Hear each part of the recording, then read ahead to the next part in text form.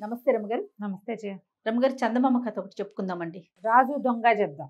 ఓ రాజు దొంగ వినడానికి బాగుంది కదా? బాగుందండి. ఏదో ఉంది సబ్జెక్ట్. అంతే అంతే. పూర్వం పాటలీపుత్రానికి ఉగ్రసేనుడని ఒక రాజుగారు ఉండేవాడు. ఈయన చాలా పరాక్రమవంతుడు. సామంతులు చాలా గట్టివాళ్ళు ఉండేవాళ్ళు. ఈయన చాలా గట్టివాడు, మంచివాడు. పౌరుషము పరాక్రమంతో పాటుగా ప్రజలకి మేలు చేసే లక్షణము ఉన్నవాడు. దాంతో సామంతులతోటి చాలా అంటే చిన్న చిన్న ప్లేసెస్ని పాలించేవాళ్ళు. సామంతులు అంటే పాటలీపుత్రం మెయిన్.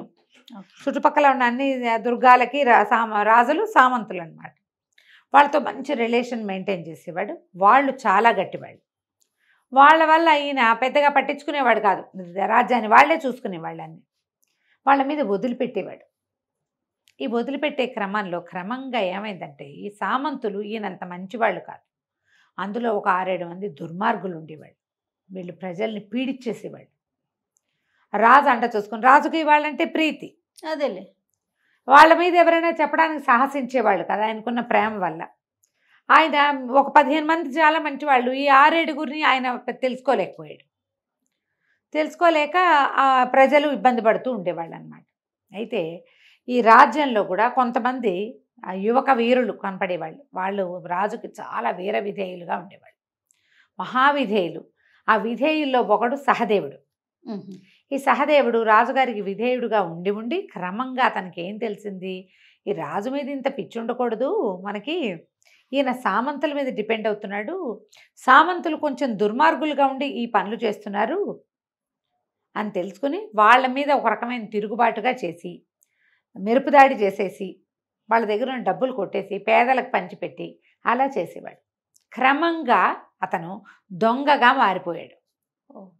ఇట్లాంటి పనులు చేసేవాళ్ళు లోకోపకారం క్రమంగా కొండబెట్టి దొంగలు అయిపోతారు. అంతేగా, ఉపకారులు ఎప్పుడు దొంగలే అవుతారు. ఈ దొంగ అయ్యేసరికల్లా ఏమైంది, సామంతులు కొంతమంది చెప్పారు రాజుగారికి, ఇది వరకు మీ వెనకాల తిరిగేవాడు జేజేలు కొట్టే సహదేవుడు ఇప్పుడు దొంగ అయిపోయాడు అని. ప్రజల్లో కూడా ప్రథ పుట్టేసింది. ఇదివరకు రాజుగారి ఊరేగింపులు తప్పండి రాజుగారు వస్తారని కేకలు పెట్టే సహదేవుడు ఇప్పుడు దొంగ అనగానే ఆయన ఏం చేశాడు, ఎక్కడ కనపడితే అక్కడ సహదేవుని సంహరించమని ఆర్డర్స్ పెట్టేశాడు. వీడి గుణం మారిపోయింది అనుకున్నాడు ఆయన. బాగా ఆదరించడం వల్ల గుణం మారిపోయిందని షూటెడ్ సైట్ ఆర్డర్స్ ఉండేవి. అయితే ఏమైంది, సరే ఒకనాటి రాత్రి ఈయన నిద్రపోతుంటే ఆయనకి కల వచ్చింది. అది ఎప్పుడు 3:30 ఆ టైంలో. రాజా తొందరగా లే, దొంగతనానికి వెళ్ళాలి నువ్వు అని వచ్చింది. ఒక అమ్మవారు ఏజి చక్కగా ఉంది, అలంకారం చేసుకుని కనపడుతోంది. ఇది భగవంతుడి ఆజ్ఞ, నువ్వు దొంగతనం చేయాల్సిందే అన్నది. ఈయన మేలుకు వచ్చింది. ఏమిటి ఇలా వచ్చింది విచిత్రంగా, ఏమిటో పిచ్చికళ్ళు వస్తున్నాయి నాకని మంచినీళ్ళు దాకా పడుకున్నాడు. అరగంట బాగా గాఢంగా నిద్రపట్టగానే, రాజా లే, దొంగతనానికి వెళ్ళు ఇంకా అని మళ్ళీ వచ్చింది. ఆవిడే కనపడుతోంది, దొంగతనానికి వెళ్ళు అని చెప్తోంది. ఇది భగవంతుడి ఆజ్ఞ. మళ్ళీ వచ్చింది ఆ కళ. ఆ కళనేనా అని లేచి చూసుకుంటే సమయం మారింది తెలుస్తోంది. మళ్ళీ మంచినీళ్ళు తాగాడు, మళ్ళీ పడుకున్నాడు. తెల్లవారుతూ ఉండగా మళ్ళీ వచ్చింది కళ. ఇంకా తెల్లారలా 4:15 అయింది. కొంచెం తూర్పు రేఖలు తెల్లబడతాయి కదా, మళ్ళీ వచ్చింది కళ. రాజా లే, దొంగతనానికి వెళ్ళు, ఇది భగవంతుడి ఆజ్ఞ, వెళ్ళకపోతే కుదరదు, నువ్వు వెళ్ళకపోతే నీ మరణము తథ్యము, నీకు రాజ్యం పోవటము తథ్యమే. ఈ వాక్యాలు వచ్చాయి. నిద్రలేచేసాడు ఈయన. అది మంచి చలికాలం, 7 అయితే కానీ సూర్యోదయం అవ్వదు. ఏం చేశాడు, సరే పైబట్టు ఒకటి భుజాన్ని వేసుకుని కాపలా వాళ్ళు గమనించకుండా బయటకు వచ్చేసాడు. నేను దొంగలా నడుస్తున్నాను నేను అనుకున్నాడు.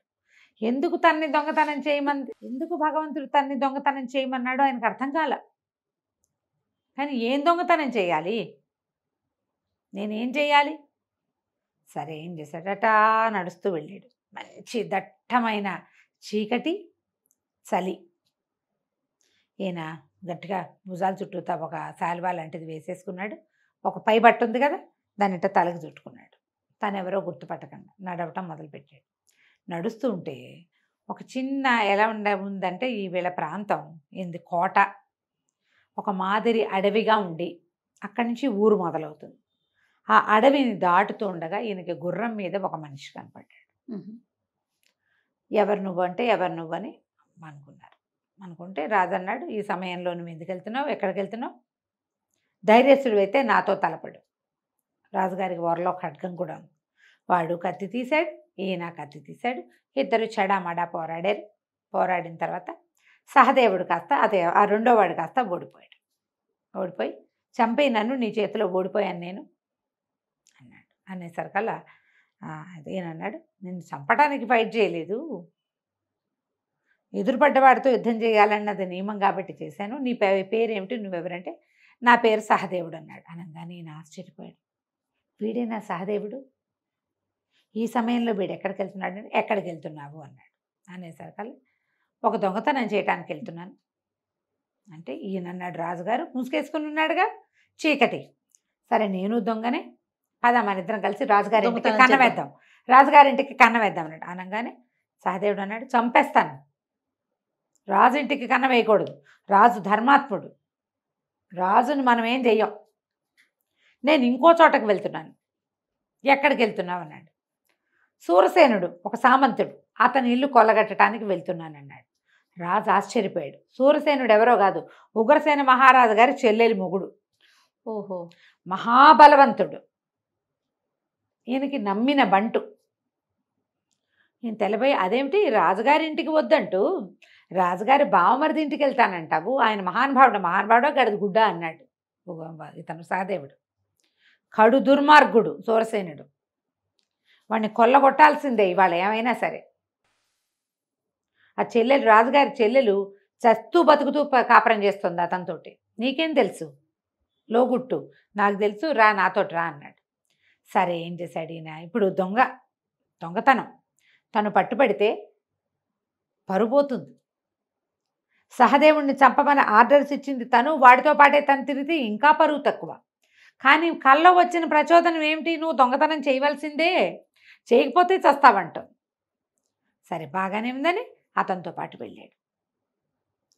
అసలు ఆ సహదేవుడి వాడి చురుకుతనం ఏమిటో, వాడి తెలివేమిటో, ఎంతమంది కాపలా వాళ్ళు ఉన్నారో విచ్చుకత్తులతోటి తెల్లవారుజామున 5:45 కల్లా సూరసేనుడి ఇంట్లోకి ప్రవేశించేశాడు. నువ్వు ఇక్కడే ఉండు, భయపడబోక, నేను లోపలికి వెళ్ళి వస్తానని చెప్పి లోపలికి వెళ్ళి బోల్డ్ అంతా ఆయుధాలు అవి ఇవి బంగారము వజ్రాలు గిజ్రాలు మూట కట్టేసేటువంటి పెద్ద పెద్ద మూటలు తెచ్చాడు. తీసుకొచ్చి రాజుగారు ఉగ్రసేనుడికి అప్పచెప్పాడు. అప్పచెప్పి నువ్వు ఇక్కడే ఉండు, మువ్వల జీను ఉంది సూరసేనుడికి, బంగారు మువ్వలతో చేయించినటువంటి జీను, గుర్రం మీద వేసే జీనుకి కొసలంతా మువ్వలు కట్టుంటాయి, అది తెస్తే కానీ వాడి పరుగు పోదు, నువ్వు కంగారు పడకుండా ఉండు. మరి మూటలు ఎట్లా పట్టుకెళ్తాంటే మూటలు పట్టుకెళ్ళచ్చు, జీను పుచ్చుకొస్తాను నేను, మూటలు పుచ్చుకొని మనం పారిపోదాం, నువ్వు ఇక్కడే కాపలా ఉండన్నాడు. రాజుగారి భయంగానే ఉంది, పట్టుపడితే పరుగు పోతుంది, అంతే, తన బావమరిదిల్లు పైగా. సరే ఇతను పైకి వెళ్ళాడు సహదేవుడు. పైకి వెళ్ళేసరికల్లా మువ్వల జీను తీస్తుంటే మువ్వలు కదిలితే మోగుతాయి, గల్లు మంది. గల్లు మనంగానే సూరసేనుడు నిద్రలేస్తాడు. భార్య పక్కపక్కనే, అతను పక్కపక్కనే పడుకున్నారు పంచం. కేకలు పెట్టాడు, ఎవరు ఎవరు అనేసరికల్లా భార్య కూడా లేచింది. ఎందుకండి కేకలు పెడతారు, గాలికి మువ్వలు మోగి ఉంటాయి, ఏ చెట్లు రాసుకున్నాయో గాలికి మోగుతాయి మువ్వలు, ఎందుకంత ఆత్రపడుతున్నారు? 2 రోజుల నుంచి చూస్తాను, ఏదో కంగారు పడతారు ప్రతిదానికి, ఏమిటి మనసులో ఏం పెట్టుకున్నారో చెప్పండి అంది. ఎప్పుడైతే వీళ్ళు లేచి మాట్లాడతారో సహదేవుడు అలర్ట్ అయిపోయాడు. గది గుమ్మం పక్కనే నిలబడ్డాడు. నిలబడేసరికల్లా ఇతను అన్నాడు సూరసేనుడు, నాకేం భయం, నాకు భయం ఏంటి, తెల్లాడితే అర్ధరాజ్యం వస్తుందన్నాడు. అనేసరికి భార్య, అదేమిటి మీరు రేపు మీటింగ్ ఉందని నాకు తెలుసు, కానీ మా అన్నయ్య మీకు అర్ధరాజ్యం ప్రకటించబోతున్నాడా? ఆడు ప్రకటించడం ఎందుకు, వాడిని చంపేసి రాజ్యం సాధిస్తానన్నాడు. అనగానే భార్య, అదేంటండి అంత పని చేస్తారా, మా అన్నయ్యని చంపేస్తారా అని అరిచింది గట్టిగా. సహదేవుడు ఇదంతా వింటున్నాడు. చంపకేం చేస్తాం, రాజుగారి చెల్లెలు మొగుడులా ఉండిపోమంటావా? నాతో పాటు 6 ఉన్నాం మేము, రేపొద్దున మీటింగ్లో మీ అన్నయ్యని కుమ్మేస్తాం, చంపేసి రాజ్యం 2 భాగాలు, సగభాగం నాది, మిగిలిన సగం వాళ్ళ 5 పంచుకుంటారు అనేసరికల్లా అమ్మాయి లబోదిబోమని కేకలు పెట్టింది. ఇట్లా చేస్తావా, అన్యాయం కాదా? నువ్వు సైన్యాధిపతిగా ఉన్నవాడిని నిన్ను సామంతం చేశాడు, నీకు నన్ను ఇచ్చి పెళ్లి చేశాడు, రేపొద్దున మన పిల్లని తన కొడుకు చేసుకుంటాడు, పిల్లలు పుడితే ఇంత అన్యాయం చేస్తావా అనగానే ఆయన లేచి దవడబాయి కొట్టేశాడు, పెళ్ళాన్ని పటాపటా కొట్టేశాడు, సొమ్మసిల్లిపోయేదాకా కొట్టేశాడు. ఈ సహదేవుడు అదంతా నిలబడి చూస్తూ ఉన్నాడు. ఎప్పుడైతే ఈయన పెళ్ళాన్ని చావగొట్టాక ఆయన మంచం ఎక్కి పడుకున్నాడో అప్పుడు మెల్లిగా మువ్వల జీని పుచ్చుకొని దిగేసేసి మరి పద రాజుగారి దగ్గరికి వెళ్ళిపోతాం, సూరసేనుడు ఇంత పని చేయబోతున్నాడు, నాకు ముందే తెలుసు వీడు దుర్మార్గుడని, రాజు ప్రాణాలకు ప్రమాదం అన్నాడు. అనేసరికల్లా రాజు అన్నాడు, అట్లా కాదు, ఇప్పుడు నువ్వు బయలుదేరి వెళ్ళావనుకో కోటలోకి నేను వెళ్ళకముందే నిన్ను పట్టేస్తారు. రాజుకి ఏమని చెప్తావు అంటే, నువ్వు వెళ్ళే లోపల నేను రాజును చూడాలంటే వాళ్ళు ఎందుకు ఒప్పుకుంటారు, నీ మీద షూటెడ్ సైట్ ఆర్డర్ ఉంది కదా, అంతే. చూడగానే చంపేస్తారు సైనికులు. నేను చెప్తానులే రాజుకు అన్నాడు. నేను చెప్తాను, నువ్వు మన ఇద్దరం మళ్ళీ కలుసుకుందాం, ఒక సంకేతం చెప్పు, ఎక్కడ ఉండమంటావో ఎక్కడ ఉంటావో చెప్పు, నేను వెళ్ళి రాజుగారికి చెప్తా. నేను ఎవరో తెలీదు, నేను పేరు పొందిన దొంగని గాను, నేను వెళ్ళిపోతా, మామూలుగా వెళ్ళి రాజును కలిసి చెప్తా ఇతని సంగతి, ఎవరు విన్నారో నేనే స్వయంగా నా చెవులతో విన్నానని చెప్తాను అని చెప్పేసరికి సరే అన్నాడు. సహదేవుడు ఏం చేశాడు, ఈ మొత్తం ధనం మూటలన్నీ పుచ్చుకొని గుర్రం ఎక్కి వెళ్ళిపోయాడు. అడవిలో తమ ఎక్కడ కలుసుకోవాలో ఒక సంకేతం చెప్పాడు. రాజు ఇందుకు నాకు భగవంతుడు ప్రచోదనం చేశాడు, లేకపోతే రేపొద్దున ఫ్రెండ్స్ మీటింగు అని సరదాగా కూర్చొని మాట్లాడుకుంటుంటే వాళ్ళు 6 నా మీద పడి కత్తులతో కుమ్మేసేవాళ్ళు, చచ్చేవాడిని నేను, రాజ్యము పోయేది. రాజ్యం 6-7 ముక్కలు కావడం అంటే చిన్నదే సంగతి. మరి సరే ఈయన ఇంటికి వెళ్ళిపోయాడు. అక్కడి నుంచి మంత్రికి కబురు చేశాడు, ఇవాళ మీటింగ్కి ఎవరు ఏమిటి అంటే ఫలానా ఫలానా. అతను సూరసేనుడు తనతో పాటు ఉన్న 5 పేర్లు చెప్పాడు. విన్నాడు కదా, ఆ 5 ఈ 6 సూరసేనుడితో సహా వాళ్ళు కాకుండా మిగిలిన వాళ్ళందరినీ మీటింగ్కి 2 గంటల ముందే పొద్దున్నే ఒకసారి వచ్చి కనపడమని అని రహస్యంగా. అవేంటంటే కబుర్లు ఎవరెవరి దగ్గరికి వెళ్తున్నారో తెలీదు, రాచరికంలో తాకీదులు వెళ్ళిపోతాయి. అందరూ తెల్లవారు 8 గంటలకల్లా రాజుగారి దగ్గరకు వచ్చేసారు. బ్రేక్ఫాస్ట్ ఇక్కడే చేశారు. మాట్లాడుకుని ఇలాంటి ఒక కూపు జరగబోతోంది, మీరందరూ మీ ఉద్దేశం ఏంటంటే మేము మీతో ఉంటాం, మేమే వాళ్ళని పట్టుకుంటామన్నారు వీళ్ళు. పొద్దున 10 గంటలకల్లా మీటింగ్ మొదలైంది. మొదట అతను చెప్పిన 5 వచ్చారు. ఈ 10 మంది 5 పట్టేశారు. ఈ మిగిలిన వాళ్ళు పట్టేసుకున్న తర్వాత సూరసేనుడు చివరిగా వచ్చాడు. లేటుగా వచ్చేసరికల్లా రాజు సూరసేనుడిని బంధించండి అన్నాడు. అనగానే సూరసేనుడు అండి, అదేంటండి నేనేం చేశానని బంధిస్తారు, ఎందుకు బంధిస్తారు, మరి వీళ్ళెవరో కూడా నాకు తెలీదు, నేను మీ బావమరిదిని, బంధువుని, రేపొద్దున మాకు పిల్లలు పుడితే మా పిల్లల్నే మీకు ఇంటి కోడళ్ళుగా చేసుకుంటాను మీ చెల్లెలకి మాట ఇచ్చారు, నన్ను ఎట్ట బంధిస్తారు మీరు అన్నాడు. అనేసరికల్ రాజు అన్నాడు, అందరూ 10 గంటలకు వస్తే నువ్వు 10:15కి ఎందుకు వచ్చావు అని అడిగాడు. మా ఇంట్లో దొంగతనం జరిగింది, నా మువ్వల జీను కనపడలేదు, దాని మీద చర్చ జరిగేసరికల్లా ఆలస్యమైంది అన్నాడు. నీ మువ్వల జీను ఎవడు తీశాడో వాడే నీ మొత్తం కథంతా చెప్పాడు. అంటే రాజు అన్నాడు, అయితే నాతో యుద్ధం చేయండి, అప్పుడే నేను గెలిస్తేనే అన్నాడు. అనేసరికల్లా ఈయన అట్లా కాదని ఓ సైనికుడిని పిలిచాడు. అడవిలో ఫలానా ఒక సంకేతం దగ్గర సహదేవుడు అని ఒక అతను ఉంటాడు, రాజు రమ్మంటున్నాడని పిలుచుకురా అని కబురు చేశాడు. వీడు సైనికుడు గుర్రం వేసుకుని వెళ్ళాడు. సూరసేనుడిని బంధించి ఉంచారు పక్కన.